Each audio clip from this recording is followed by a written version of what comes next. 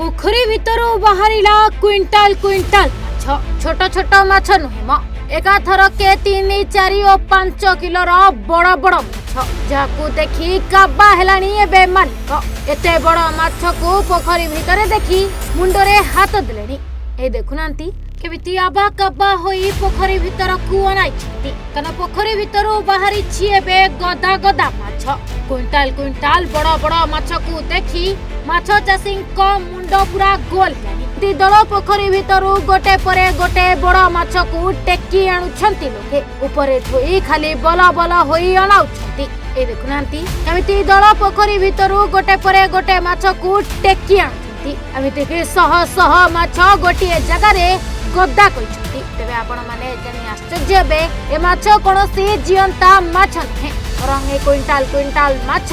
सबु मोला माछ अर्थात पोखरी भितरु बाहरी छिएबे सह सह क्विंटाल रो मोला माछ कान केही जणे दुर्वृत्त पोखरी भितरे विषाक्त कीटनाशक पकाइबारु क्विंटाल क्विंटाल माछ एबे मरी भासुछंती अनेक अभावनीय दृश्य देखा मिली केन्द्रापड़ा जिला पटामुंडाई ब्लॉक बंतपाटना गाँव सूचना अनुसार ग्रामर सोमनाथ षडंगी लीज आकार केन्द्रापड़ा जिला गोगुआ पलसिंघा ग्रामर कमलाकांत ने परिवा चाष करने सहित माछ चाष करते गतकाली कहीं दुर्वृत्त माछ पोखरी रे विषाक्त कीटनाशक पकाइबारु क्विंटाल क्विंटाल माछ मरी भासुछंती जार दृश्य को देखी मालिक मुंड पूरा गोल से माछ पानी को लैब पठा जाइबा बेले रिपोर्ट आसिले न्याय आईन रो आश्रय नेबे बोली कहिसंती माछ चाषी दामोदर पुष्पाल तेरे क्विंटाल क्विंटाल माछ पोखरी रे मरी भासुथबा घटना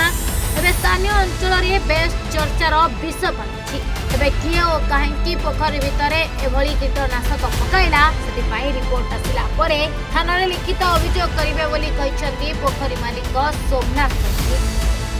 वर्षे हेलानी एको नेइछु लीज रे चाष करछु हम घर दूर आ तेणु किए राग रोष रखिबी कार्य करछि विषक्रिया बोली हम भाबुछु तेणु हम देखिनु जा हेतिबो आ पोखरे बहुत माछ मरे क्विंटाल क्विंटाल माछ मुर्गी भासुचंती आ किछि सकाळु मु सेतु कोइकरी जमा करछि या आकु अपेक्षा करछु लैब को पठाउछु टेस्ट करिया पई पानी एवं माछ जा रिपोर्ट आसियो से आधार रे जागे कार्यानुष्ठान ने जगह कथा नबु तापरे मु आसी देखे तो प्राय 220 टन माछ भासुचंती आ से जो पाखरे जो लटा टिके टिके अछि ता तळे मध्ये आ किछि माछ अछन तादरू माछर ओजन प्राय 2 किलो 1.5 किलो तापरे किले 500 एमती विभिन्न भेराइटी माछ ताकू देखिला परे से दल भितर आहुरी किछि माछ अछि आ चिंगुडी माछ किछि छाडिथिले से चिंगुडी माछर आ किछि पता मिलुनी एति तो कथा हो भाबुती कोन से पोखरी मझी रे गोटे जगह रे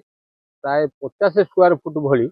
ओटा आस्तारण देखा जाउची जहा कि गोटे धोळा टाइप रो गोटे देखा जाउची पोखरी सारा अलगा प्रकार देखा जाउची गोटे धोळा टाइप रो देखा जाउची तेणु आम अनुमान करूछु तो किसी विषक्रिया रु एटा हेई पारे तेणु माछ गुडा सब आ करी मरिछ पटामुंडाई सूर्य नारायण दास रिपोर्ट ओडिशा।